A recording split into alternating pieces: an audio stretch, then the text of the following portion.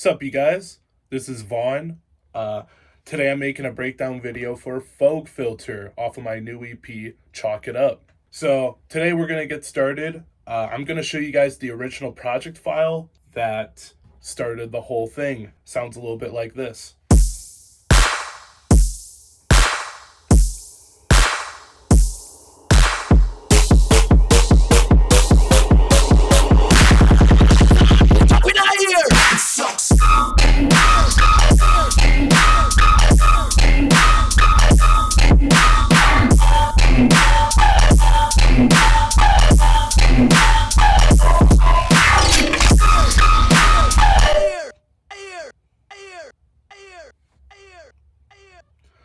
So pretty much exactly as you know it. I'm going to start off and clarify that I wouldn't have been able to make this project without this specific video. It's either Never Say Die or Halcyon, but they had producers come onto their Twitch and try to make a track within an hour. And someone screen recorded the one that Leotrix did, and I used this basically for reference to get this project started. So really, the genius here is Leotrix in this tune. But I think I used that as the framework and just still did something that I would do anyway. So if you want a more detailed video, I'm going to put the link right at the top of the description and also in this corner as well. But basically, the sound boils down to using operator and placing different sine waves in pretty much random configurations. But just keep the sound simple. Use this grain delay and this reverb that was made by Apple that comes with the MacBook. Pretty much makes this whole entire sound. So I'm just gonna turn off all the processing and show you the sound in its original state. Sounds like this.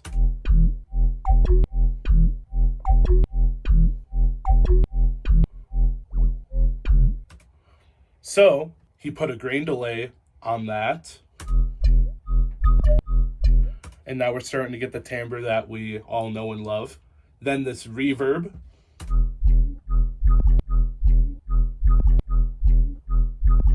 Doesn't sound like it's doing much, but once you put all the compression on top of it, it gives it a lot of presence. Put an OTT. I put this random compressor that I got from Waves on here that I've seen people use on mastering, but I just decided to do a little bit, just get a compressor, just a different compressor, just to give it a different type of color. Erosion, another multi-band compressor, another one, saturator, that does the real volume, and then reduce ambience. And then, recently, around this time, I got Joe B's instrument rack pack. And then this was like one of the random effects ones that isn't like exactly a soft synth making a sound. It's more just like something you throw on in the effects. So I was just trying it out and yielded a pretty neat timbre. Just made that so much bigger than what it was originally. And then I tamed a bit of those high mids with a simple EQ.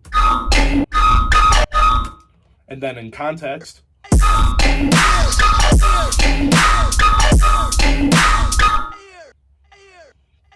and then once I got that sound, I pretty much just duplicated this instrument rack and then made different sections and variations of the same thing. So here it's just the same sound but lowered.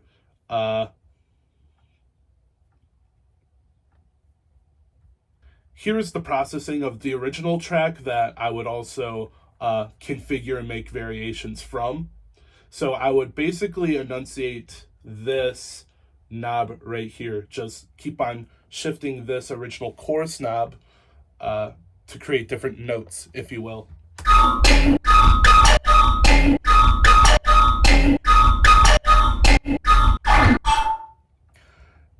And it pretty much drives the original pitch. So if you just kind of make it go up and down really fast, it can make a squirming sound. In other sections, I didn't change this chorus knob, I changed this chorus knob. So this one is at 8, and this one is at 34. So basically the relationship between this chorus knob and this chorus knob make a huge difference as far as setting the tone. So this is why this sort of rack can create infinite different possibilities. I, in fact, actually, right before I made Foog Filter, made Mr. Laser with pretty much the same workflow as this track. But I remember making that track, and I felt like there was some missed potential with Mr. Laser. I was like, it's cool, but I gotta make something cooler with same idea. But so I came around and I actually bought the ominous drum samples, and I wanted to play around with that as well. And that's pretty much how we got Foog Filter, is playing around with the same sound design techniques, but using ominous drums. So with that being said, I pretty much picked the best drums out of the ominous sample packs and used that as the framework for Foog Filter. So if we all put this in a group, it sounds like this.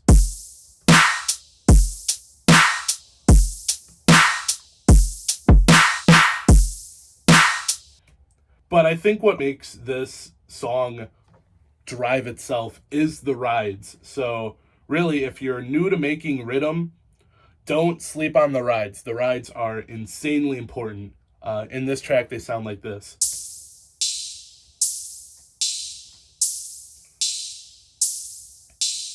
Also, if we go back to how we did the variations, I was also a huge fan of using the arpeggiator to pretty much granulize the sound. I would have an arpeggiator at the beginning of the rack, and I would have the style on up, and I would have the rate not be on grid to anything. I would just have it on milliseconds, so you have free will of how you would adjust the rate of the sample. But basically, I was able to use the free rate to create this nice curve that has this cool like fall down effect. And then I also use these chorus knobs and pitch them down to follow the rate of the when the sample would play as well. In context, sounds like this. And I would do this throughout the track in various parts as well. Like right here. Same idea, using an arpeggiator, except this one I made it go up instead of down, and would also make the... Interesting, I made the chorus pitch go down, but the rate go up. And then I also had very simple effects going on in the background, like this guy. I also had this sample in here for variation. Have the classic Skrillex crash cymbal I have in a lot of my tunes. And then I had the pre-drop vocal echoing out in the background.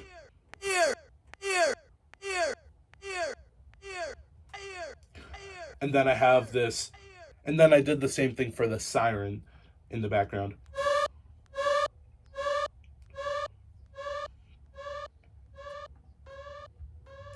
Then I also have some other risers going on in the background, like this Infect one from Splice.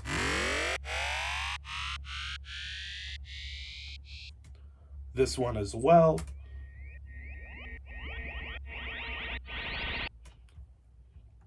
And this one as well.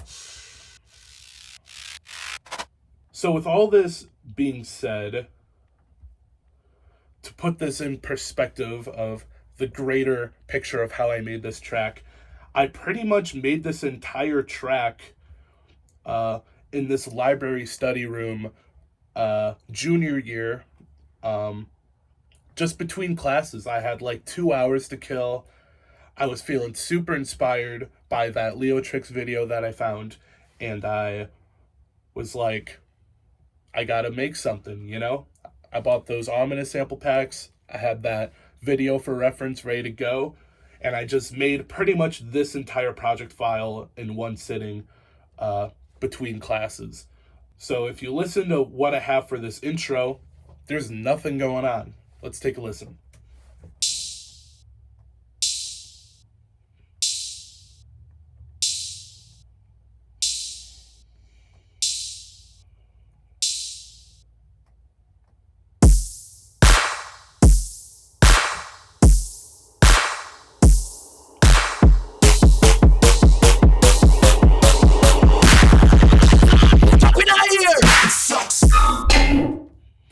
So I was pretty much stuck on that vibe for better part of 2 years. I really did not know how to make something that was competent to the drop. I think I set such a high bar for myself that I didn't want to mess it up. I was like, I don't know how to take this further. And I exported this and was listening to it, and I eventually even got so used to this like riser, and I just didn't want to make like a full-fledged intro that would get rid of the simplicity of this riser that I built.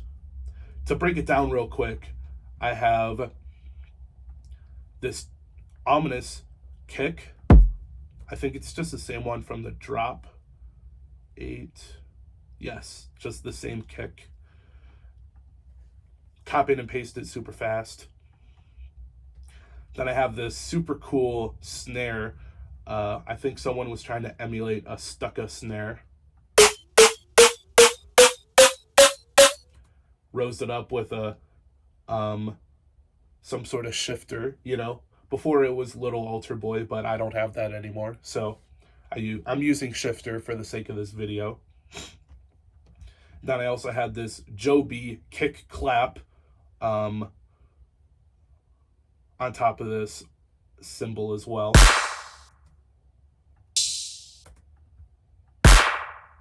Had a delay on it as well.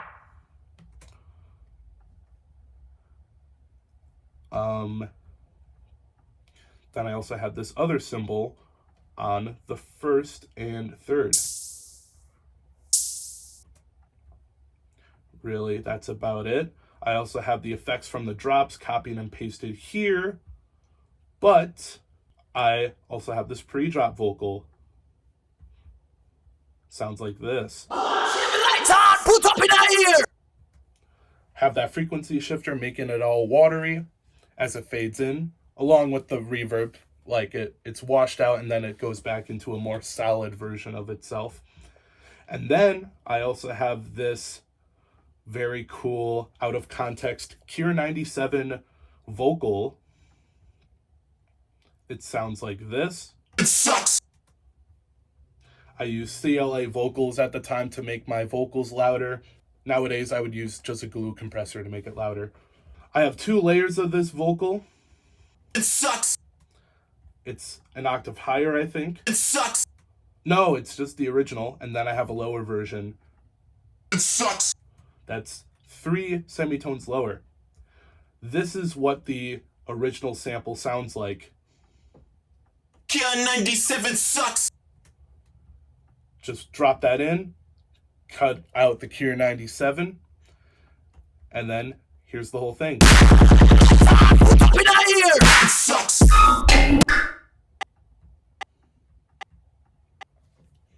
And what do you know? There you go. That's the whole pre-drop vibe.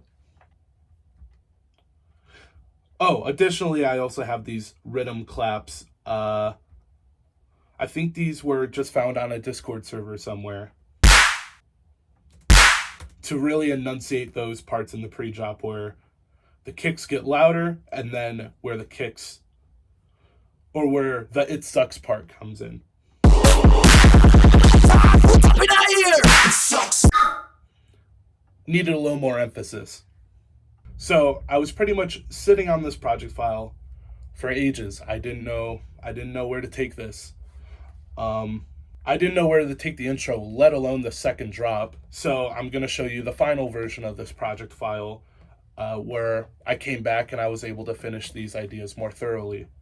But in between that, I got so lost in the sauce that I was like, what if I made a completely different version of this track that went kind of in a more tear-outy route? I was just like, let's just blow the lid off of this tune and just go in a completely heavy direction.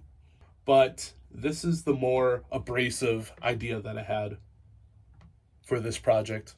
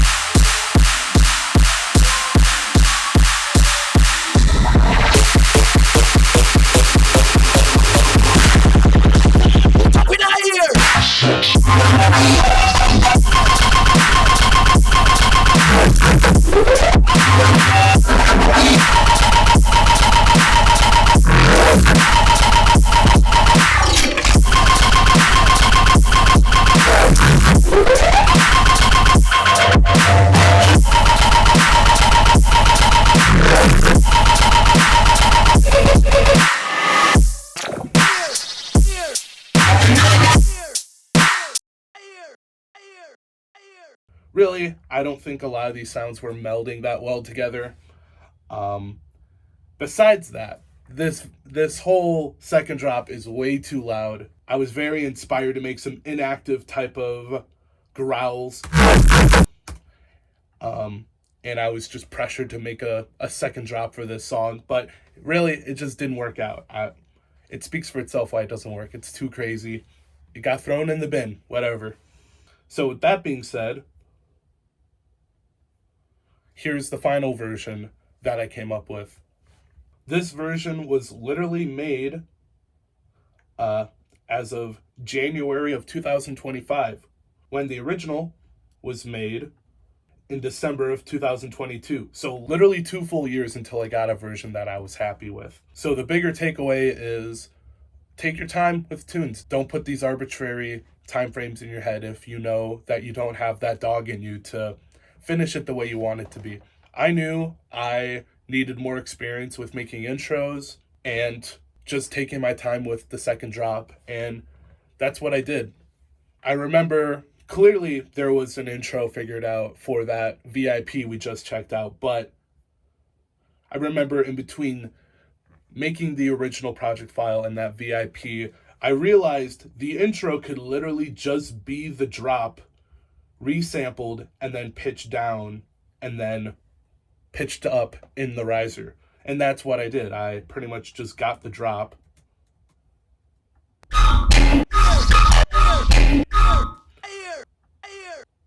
and then just pitch it down.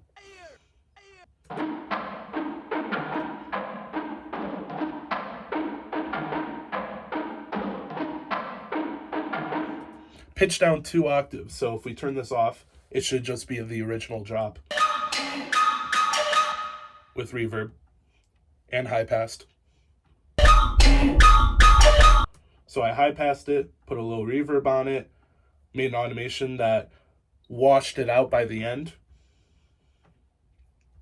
pitched it down, and then had that rise during the rising section.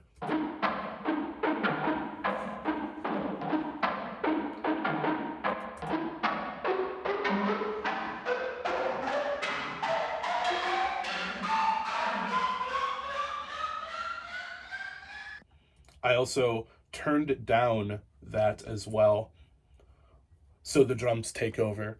And yeah, pretty much everything else is the same. What I did for the second drop was I realized I should just have the same sound design, but just slightly change up the flow, and that's what I did.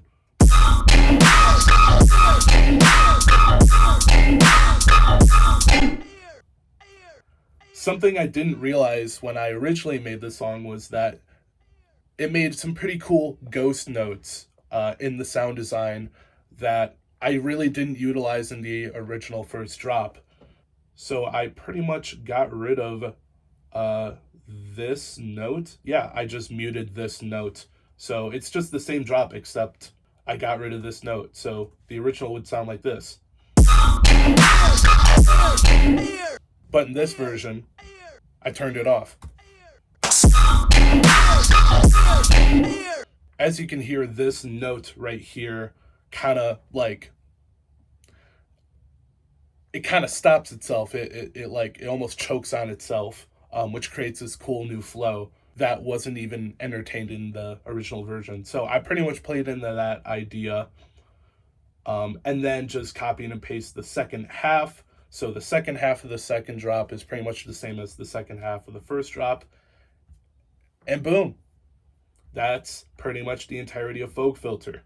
How I sidechained it is pretty much how I sidechain in all the other songs on the EP, where I basically have the original kick. This is a technique I learned from Subtronics, actually. There's a very old live stream, I think during COVID, where he's talking about sidechain, and this has just been foolproof for most of the dubstep tracks that I do.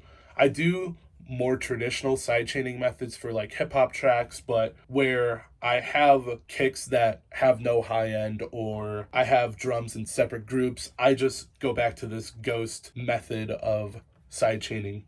So what I did was I basically made a new lane. I would nab the very transient of the kick. I would double click this, turn this all the way up in the gain, copy and paste this wherever the kick and snare was, mute this, and then I would put a compressor on the group where I would have everything inside of it besides the drums, and I would go to the top and select ghost, which is what I would call that lane. Have the ratio all the way up, the attack and release to whatever. I usually have the attack down or just a little bit up in case there are clicks, and then the release set to around 40 to 100 or so. And then I would turn down the threshold to ear, basically.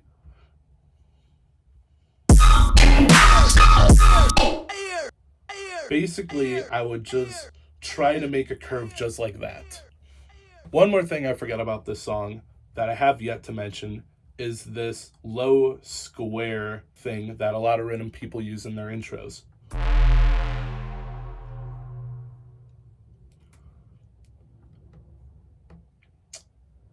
In spirit of using ominous samples, there was a part in his masterclass on Vaughn samples where he showed how to make this low square wave pad that is used within a lot of intros. I'm also going to link that in the description because Avant Samples also put that little section of the masterclass for free online for just to promote the masterclass. So I'm going to throw that video in the description as well if you want to make this exactly the same way. But I basically, I verbatim literally made the same sample, and it worked well in the context of the song. So I figure why break what works, No one has yet to call me out on this, so I'm just wearing my influences on my sleeve here and just telling you all this information is pretty much online for free. You just got to know where to look. So there you go. So yeah, I hope you enjoyed this. The stems are also for free on the SoundCloud page, so I'm going to have that linked in the description as well if you guys want to make a remix or a flip or an edit of some sort, and send it my way on Instagram. I would love to hear what you guys are making with the stems. So yeah, like the video, share this with people, subscribe, do all that fun stuff, and hope you guys have a nice one.